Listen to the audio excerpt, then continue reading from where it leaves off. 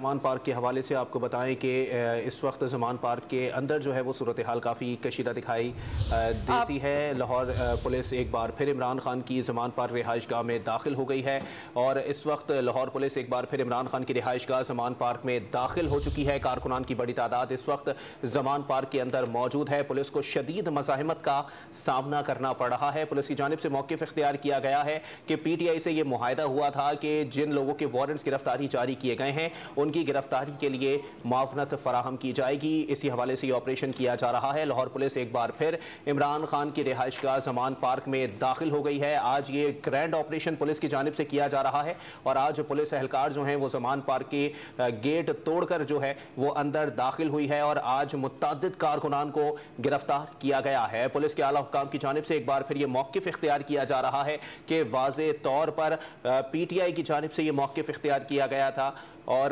تعاون کی درخواست پی ٹی آئی سے کی گئی تھی کہ جن لوگوں کے جو ہیں وہ وارنٹس جاری کیے گئے ہیں ان کو گرفتار کروایا جائے اور اس حوالے سے پولیس سے تعاون کا بھی کہا گیا تھا۔